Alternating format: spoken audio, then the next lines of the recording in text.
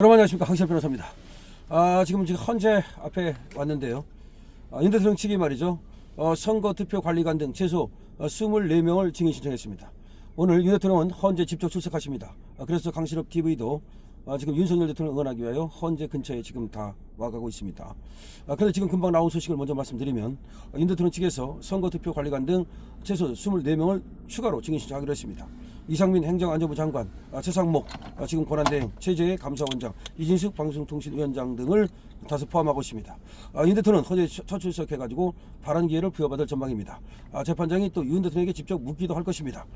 윤석열 대통령 탄핵 심판 관련해서 윤 대통령 측이 헌법재판소에 증인 24명 이상을 추가로 신청했습니다. 천재현 헌재 공보관은 21일 오전 언론 브리핑에서 윤 대통령 측이 추가로 신청한 증인과 관련해서 숫자로 말씀드리면 최소 24명 이상이라고 말했습니다. 인적사항이 특정이 안 된 투표관리관과 투표사무원 등도 포함이 되어 있다고 얘기했습니다. 이것은 부정선거를 밝히겠다는 것이죠. 지금 트럼프가 부정선거를 밝히기 위한 지금 작업을 시작한 가운데 윤석열 대통령의 이 부정선거를 밝히기 위한 노력도 이제 불꽃을 튀기게 될 것입니다. 이상민 전 행정안전부 장관, 최상목 대통령 권한대행 부총리 겸 기획재정부 장관, 최재해 감사원장, 이진숙 방송통신위원장 등 다수가 지금 포함되어 있습니다. 윤 대통령은 오늘 헌재 첫 출석인데 법정에서 발언기가 있냐는 취재진의 물음에 일단 피청구인 발언기를 부여받을 수 있을 것 같고, 다시 말해서 윤석열 대통령의 발언기가 있다는 것이죠. 재판장의 신문도 이뤄질 수 있을 것이라고 천재현 헌법재판소 공보관은 말했습니다. 자, 어젯밤에 윤 대통령 측이 변론에 출석하겠다는 뜻을 밝혔고요. 그래서 이렇게 윤 대통령이 만약에 변론에 출석하게 되면은 현직 대통령 사상 처음으로 이렇게 헌법재판소에 출석하게 되는 것입니다. 윤 대통령은 현직 대통령이기 때문에 출석과 관련해서 경호를 해야 되는데, 이 출석 동선이라든지 경호 계획은 지금 비밀로 붙여져 있습니다. 헌재와 경호처가 협의하고 있다라고 알려지고 있습니다. 자, 윤 대통령 현직 국가 원수 대통령으로서 지금 헌법재판소에 직접 출석합니다. 여기서 헌법재판소에서 하는 것은 말이죠, 여러분들이 아시는 것처럼 윤석열 대통령이 지금 헌법을 위반했는가 아니면 법률을 위반했는가 관련해서 파면시키는 것이 맞는가를 따지는 것입니다. 헌법재판소에서 탄핵 심판이라고 하는 것은 법률에 의해서 헌법을 중대하게 위반하고 그리고 법률을 중대하게 위반했을 경우 대통령은 말이죠, 국회에서 200석 이상이 먼저 필요하고, 여기서 의결이 되면은 탄핵소추서가 헌법재판소에 제출이 되고, 그러면 180일 안에 원칙적으로 이제 판결을 하도록 되어 있습니다. 근데 180일이라는 것은 임의 규정이기 때문에 반드시 180일을 지켜야 된다는 것은 아닙니다. 오히려 633 원칙 공직선거법은 그건 강제 규정입니다. 그건 반드시 지켜야 되는 것인데도 이재명의 경우 지키지 않고 있는 것이죠. 그래서 서울고등법원은 이번에는 확실히 지키기 위해서 집중심리를 했고 이재명의 재판은 빨라질 것이다 라는 얘기가 나오고 있습니다. 윤석열 대통령 지금 180일의 시간을 충분히 벌어야 됩니다.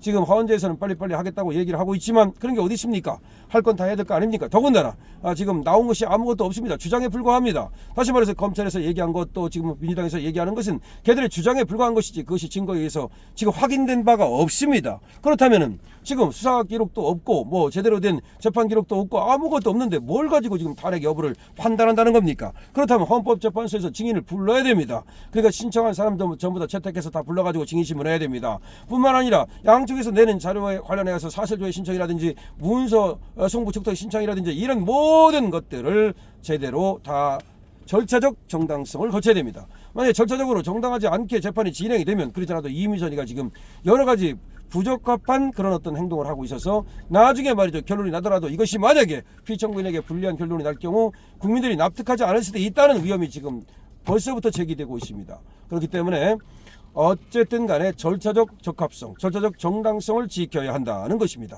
그런데 지금 절차적 정당성을 하나도 안 지키고 있어요. 일괄 지정을 하는가 하면 여기에 대해서 이의시정을 했더니 이것도 받아주지도 않고, 더군다나 문영배 이 지금 헌법재판소장 권한대행이 이재명하고 엄청 친하다는 얘기가 있습니다. 더군다나 정계에서는 또 누굽니까? 이렇게 얘들이 전부 다 민주당 쪽으로 기울어진 얘기이기 때문에 얘들이 더군다나 재판을 갖다가 공정하게 한다는 것을 보여줘야 됩니다. 그럼 공정하게 재판을 한다는 것을 보여주는 방법은 윤석열 대통령이 충분하게 방어할 수 있는 방어권을 보장해야 됩니다. 이것을 방어권이라고 말합니다. 피의자의 방어권, 피고인의 방어권, 피청구인의 방어권을 충분히 보장하는 가운데 시간을 충분히 갖고 충분한 증인을 불러서 신문해야 됩니다. 양승태 대법원장 같은 경우 대법원에서까지 재판을 받기까지 말이죠, 엄청나게 많은 증인이 나와서 그 재판이 거의 5년이 걸렸습니다. 자, 그와 마찬가지로 말이죠, 결국 무죄를 받았죠. 양승태 그 당시 대법원장에 대해서 제기됐던 수많은 의혹들 중에서 거의 다가 무죄가 나오지 않았습니까? 마찬가지로 지금 윤석열 대통령에 대해서 이런저런 어떤 의혹이 제기되고 있습니다만은 그것이 지금 확인된 바는 없습니다. 뭐 그랬다더라 또 지금 무슨 얘기 나오냐면 경호처로 하여금 무기를 뭐 사용하도록 뭐 했다더라 뭐 다 그냥 그랬다더랍니다. 그럼 녹음이 나와야 될 거 아닙니까? 무기를 사용했다는 녹음이 있습니까? 무기를 사용하도록 얘기했다는 그런 다수의 복수의 증언이 있습니까? 지금 그냥 막 나와가지고서 윤석열이가 경호처에서 말이야 경호처 직원들을 상대로 야 뭐 무기 사용해 그러면 저기 애들 잡으러 오면 걔들 무기 사용해 그럼 무기 사용해서 뭐 죽이라고 그랬다는 겁니까? 뭐 무기 사용을 어떻게 하겠다는 겁니까 도대체 뭐 기관총이 뭐 어쩌고 뭐 그런 소리까지 하고 전부 다 지금 유언비어로 또 윤석열 대통령을 죽이겠다고 달려들고 있습니다. 박근혜 대통령을 유언비어로 잡지 않았습니까? 세월호 유언비어부터 시작해가지고서 말이죠. 하지만 또 윤석열 대통령을 우리가 유언비어로 일어서는 안 됩니다. 여러분들은 그런 얘기가 나온다 하더라도 그런 건 일도 믿지 마십시오. 그리고 그래서 말이죠 오히려 유튜브를 봐야 된다고 말하는 겁니다. 저 지금 뭐 저기 YTN이라든지 연합뉴스라든지 다 보면 큰 자막글씨로 말이죠 무슨 대통령이 경호처한테 뭐 무기를 사용할 수 있는지 물었다 뭐 그런 얘기를 거의 그냥 모든 사람들과 다 세뇌시키고 있지 않습니까? 그래서 우리 일타 강사 전한길 씨도 말했지 않습니까? 언론이 문제다 언론이 썩어버렸다 법원이 문제다 법원이 썩어버렸다 선관위가 문제다 선관위가 썩어버렸다 말이죠.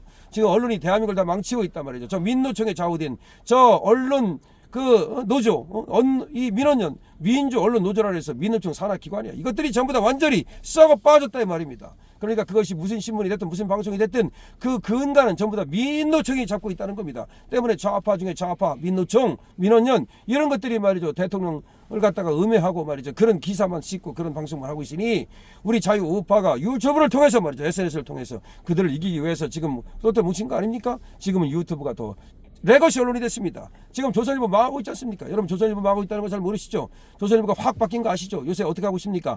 조선일보가 지금 완전히 우파로 돌아섰습니다. 찐우파 막 그렇게 윤석열 대통령을 까대더니 이제 윤석열 편을 들고 있습니다. 왜 그런지 아십니까? 조선일보에 지금 절도운동 조선일보 끊자 운동이 벌어져가지고 그냥 30% 이상이 줄어들었다는 얘기를 하고 있습니다. 거의 망할 지경이에요. 이거 조금 더 우리가 더 절도운동하면 그야말로 손을 두 손, 세 손 들고 발까지 다 들 겁니다. 지금 벌써 조선일보는 종을 지금 저기 손을 들었습니다. 지금 손을 들었어요. 자 어쨌든 간에 우리가 지금 24명의 윤석열들이 증인을 신청했다는 말씀을 드리면서 공정한 재판이 필요하다. 그래서 증인들 받아주고 앞으로도 더 많은 증인을 시작할 겁니다. 그래서 하나하나 깨어 묻고 하나하나 따져 묻고 하나하나 전부 다 검증해서 그것이 거짓말이라는 것을 밝히고 그래서 헌법을 위반하지 않았다 법률을 위반하지 않았다는 것을 만천하에 드러내서 더군다나 윤석열 대통령의 입으로 말이죠 대통령의 언어로 말이죠 이것은 역사의 시간입니다. 윤석열 대통령이 결국 어떻게 됐든 이것은 역사에 남습니다.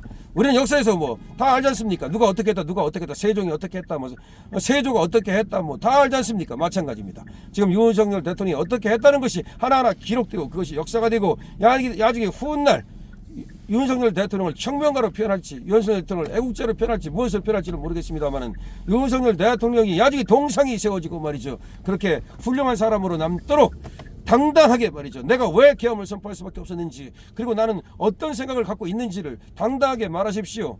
당당하게 말하면 말이죠 헌법재판관들도 더 승복할 것입니다. 그래서 결국 승리하게 될 것입니다. 여러분은 응원해야 되겠죠. 렛츠고 파이팅.